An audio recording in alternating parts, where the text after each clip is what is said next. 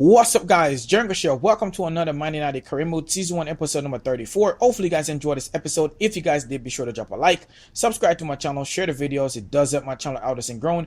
Be sure to follow me on Twitter, like me on Facebook, or add me to your Google circle for updates on my channel. Now with that said, as you can see, we're going to play against Stoke City. And just take a look at the date, guys. Wednesday, April the 24th, 2013, which simply means that this series is coming to an end.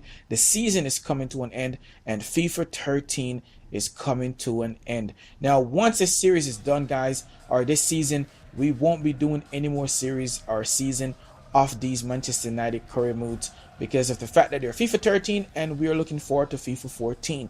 So I'll be looking to do a video basically going over some stuff that you can basically look for going into FIFA 14 and kind of explain a little more about what overall I'll be doing for FIFA 14 and so forth, and of course, you know, step-by-step pace of what we'll be looking to do.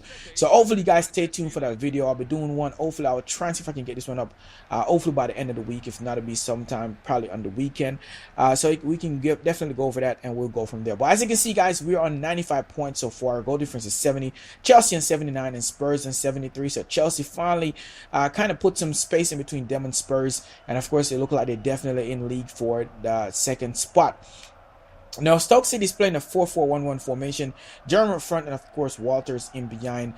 So it should definitely be a really good duo of force going up forward, and it's a strong formation to that 4-4-1. But we're playing a 4-2-3-1 formation. Hernandez, Giggs in behind, Valiance and Nani, Cleverley and Fletcher, and of course Smalling, Ferdinand, Jones, and Butner, and of course Lindegaard in goal. We're playing a much weaker squad, and you guys will see why we're playing a weaker squad. Nevertheless, it's really a good squad, to be honest. If you have Nani in the team, look at that. Turn the defender there, and how is it not a foul there from Shawcross? I'm not quite sure. We managed to hold on to the ball. Giggs passed into Nani. Nani takes a shot off, and then it deflects just wide and goes out. Nothing came from that corner kick, so we push forward again. Cleverly in the ball, and of course he's holding the play up, trying to look for some space. Pass it in here to Hernandez, and of course Hernandez is not going to miss from there. What a strike that is! The keeper wasn't even able to reach that one. A lot of pace on it, but it goes just into that top roof. As you can see, look at that.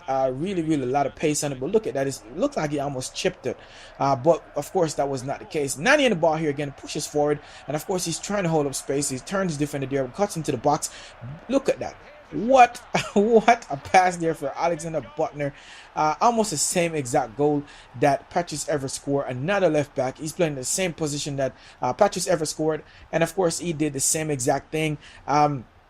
I didn't put it into this week's goal of the week because the last week's goal of the week pretty much had that one in it, so just be a little too repetitive. Maybe I'll put it into another one and it was somewhat similar, which is one of the reasons why it wasn't in this week's episode. Now look at that there, a nice strike there from Pennant there, and of course the keeper make a big save. Nothing came from the corner. We went in to the half. As you can see, 8-7 on target, 57% of the ball. We completely dominated. Look at our shot and pass accuracy. They had 3 and 2 on target. Now we're going to try and pick up where we left off, and we're going to put this one into space here. Look, you see, nice into space here for Fletcher. Fletcher cuts it back in, cuts into the box. Look at him, some nice footwork going, takes a shot off and try to chip the keeper, but of course that one going over the bar. Now that was very frustrating for us, and we decided to go and make some changes because it seemed like we were really doing good but just wasn't finishing, and we wanted to put some more pace into the game. So Young comes in, takes a strike off, and look at that strike. Outstanding. But of course, guys, as you can see, we finished the game 2-0. Just wasn't able to get anything else. They were able to hold on, and of course it wasn't giving us any room or space to get anything. As you can see there, we have 14 shots, 9 on target, almost 60% of the ball. Our shot accuracy did went down because of course they defended so well. We had 86% of the ball pass position, and so it was very good. Now this is the reason why we were playing a much weaker squad, because of the fact that we had Arsenal next, and we wanted to make sure we get the win against Arsenal. It is coming on to the latter part of the season, so you definitely are going to be getting some hard games and some games that, you know, some of these weaker teams are looking to get, and everyone is wanting to, you know, pretty much collect them as much points as possible to try and finish as high as possible. So the heat is definitely turned up in the kitchen, and we will be looking to definitely come out victorious. So we definitely want to get the points. We are really just outstanding at the moment.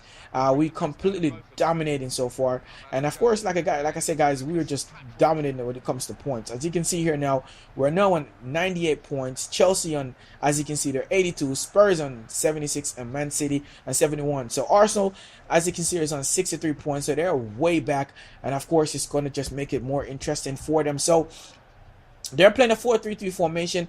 As you can see, Shamak up front. Not the best of strikers, I would say. Santi Cazalo in definitely be looking to cause some problems. He is really a beast. But we're playing a 4-2-3-1 formation. Van Persie again up front. Rooney in behind. Valencia and Nani on the wings. Carrick and Anderson in midfield. Rafael, Vidic, Jones and Patrice Evra in the back four and De Gea in goal. So you can see that we made quite a few changes to the squad, and of course you can see Arsenal pushes forward, crosses one in, and we're finally able to clear this one out. So they definitely was really having us on the back foot and trying to get into the game. A nice over the top pass here into the path here, as you can see, for Nani, and Nani's going to cross this one over to Valencia. Like I stated guys before, it's repetitive.